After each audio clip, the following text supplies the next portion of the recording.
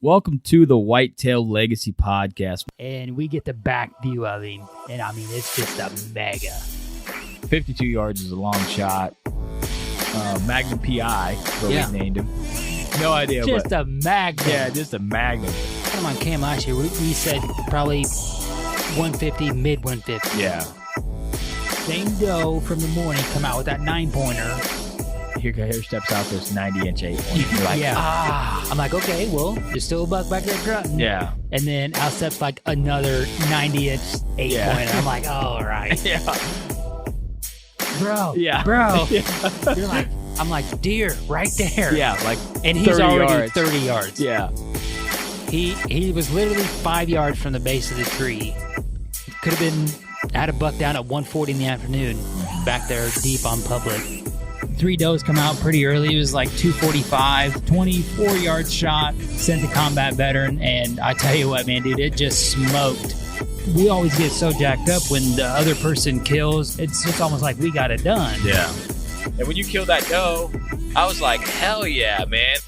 And we come down here to Missouri. I asked Comey one more time. I'm like, is it a good buck? And he goes, yeah, real good, solid buck. I'm like, all right, boom. And the deer just drops. Sure. Super special to me. Whitetail Legacy Podcast, bringing you back to the hunt and leaving a legacy. Baller Rut.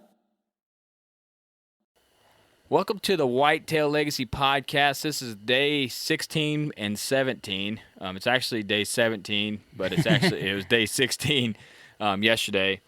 Yesterday we absolutely got obliterated, so we're doing this a day late. We're going to wrap this up.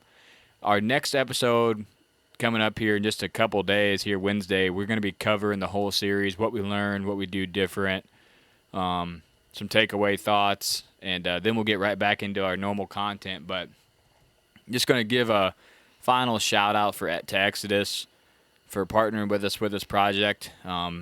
This was a lot to get set up, and it was a lot to pull off.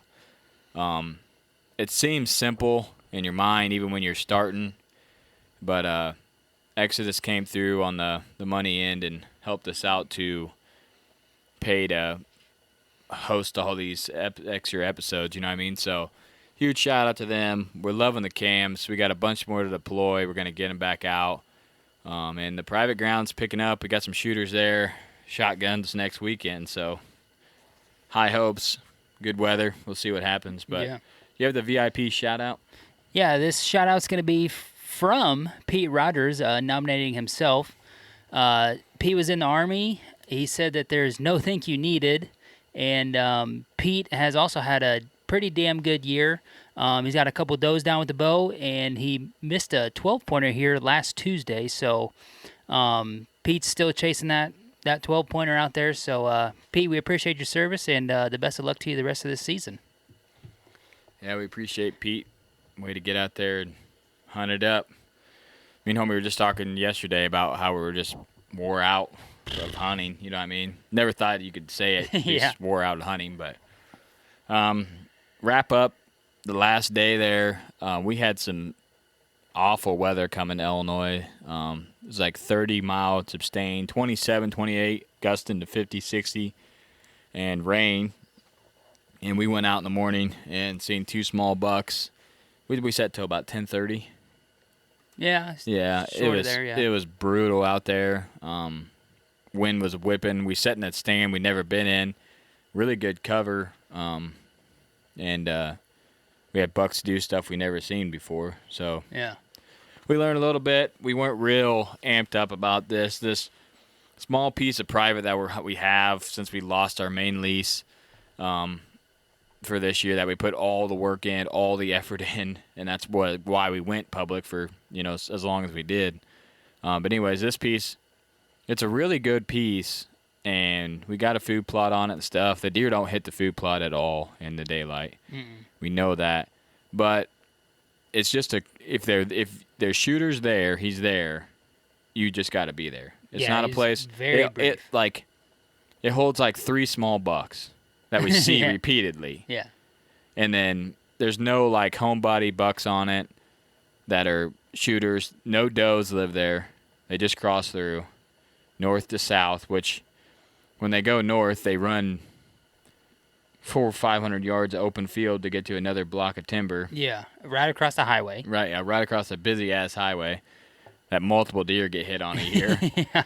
But it's what we had, you know what I mean? And we're just tired of packing in. We had a preset stand. I've never actually hunted that stand before. First time ever sitting in it. So with this whole series, you know, we hunted our asses off, but we were throwing some pretty shitty weather. You know what I mean? Just windy at the beginning, then hot as hell, and then windy at the end. You know what I mean? So out of 16 days, you probably had like 3 or 4 really good deer hunting days where movement should have been good. And the days that were good, like the last day we were out on the main piece, that was a really good day. You know what I mean? Yeah. So I did go out this morning, and I got my ass soaking wet and got the windiest I've ever been in a tree. You know that limb that you have for cover that is like hanging? Yeah. It was blowing across where you normally sit. That's how windy it was. So you just been getting whacked with that limb. Yeah. That limb that's like broken, and then we like hung it up. You know? It was blowing across your stand right in front of me. I was like, man, if something comes through that gap, I'm just going to have to pattern this tree branch away. You know what I mean? So it rained on me for like an hour and a half. And the worst part about it was like 20 minutes in the dark. That's the worst. When you're like, man, what am I doing? I got nothing to look at. I'm just sitting here getting hammered. I'm like, if something comes through right now, I'm going to be able to see an outline. You know what I mean? And that's it. And just getting absolutely hammered. Had the camera gear out there. Took a beanie, covered it. I could have ringed that thing out when I was done. You know what I mean? You had the main audio. Mm-hmm. I had the shotgun out there. The shotgun cover's just soaked. You know, my camera was decent. You know what I mean? But then it finally let up, and then the wind, after the storm came through, the wind picked up insane. You know what I mean? And yeah, it was windier than what it was yesterday. I was shooting for 8:30, and I made it to 8:58 is when I was getting down. And I took the rattle antlers in there. I seen what I thought was a pretty solid buck up on the very edge, like where the scrape cam is. And I had those deer run in. I had 3 does and 2 bucks run in, way out, chasing, coming from no timber at all and into the piece where we'd never seen deer up there before. Man, you want to turn that heater down? It is hot as crap in here. And then I'm pretty sure those bucks were sparring or fighting or something in there. I'd hear some ruckus, and at first I thought, it's just a tree branch breaking, and then I heard it again, and I heard it again in a different spot. I'm like, these bucks are like sparring up there. And then the local 6-pointer came out, gave me a show, perfect shot, walked all the way through, but I had a close encounter with the deer, more than I thought I was going to have.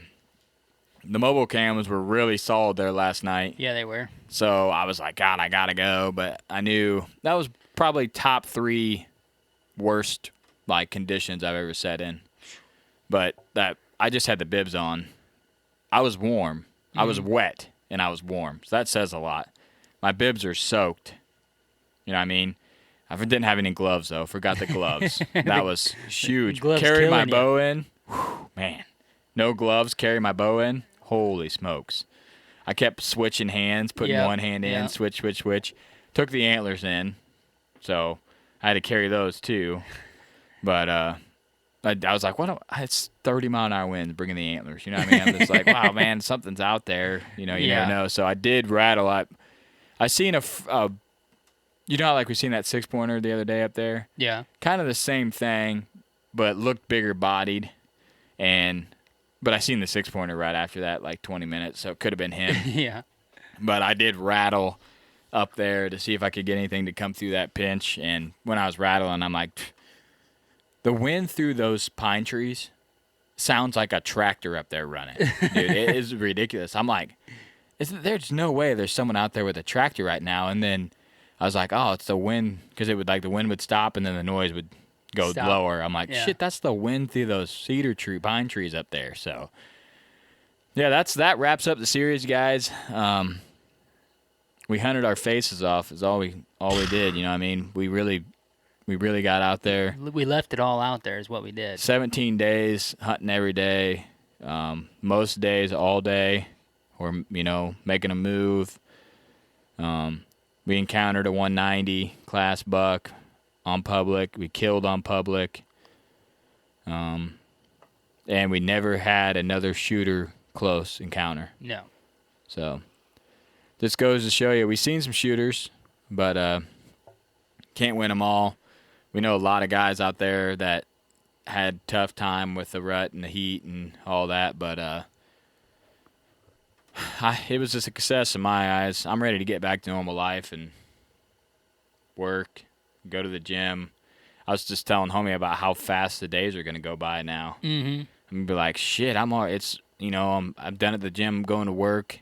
There's just always something to do when you're out there. You're just, I got another 7 hours out here in this tree. You know what I mean? It's just, you look at your phone and 28 minutes has been gone by. You're like, holy shit, I thought it was 2 hours. Right. Especially when it was hot and there was just nothing moving. Yeah, heat, man. Yeah, that heat. We were not planning on that, but nothing you can do about that. But just a huge shout out to all the listeners that have been following this. You guys came through on this huge. We didn't think there'd be this many consistent people listening to us, so huge support to you guys. It's pretty awesome. I don't know if you guys just listen to get our ass kicked or what you got. It wasn't a very exciting series, but we tried our best for you guys. That's for damn sure. And I'm proud of homie. He's out there hard as hell, waking up that early, that many days. It's tough. So. No, I mean, I just appreciate you, out there. You got it done, and then you didn't leave behind the camera for 8-9 days. So appreciate you letting me try to get it done myself and not really bitching too much about it. Right thing to do, man. You always got to do the right thing. So could have been the other way very easily. Could have been, yeah. Could have killed Magnum right off the grunt. Gosh. And then ran the camera for 9 days. Yeah. So. And I would have been. Yeah, I know. So, like I said, much love to you guys. We're still going to be coming at you every Wednesday like we normally are with some story or some tactic or something. But right now, we're just ready to let this soak for a couple days, think about it, come back and podcast with you guys about kind of what we thought about it, what we'd do different, and go from there. So, all right, guys, we love you. We're out.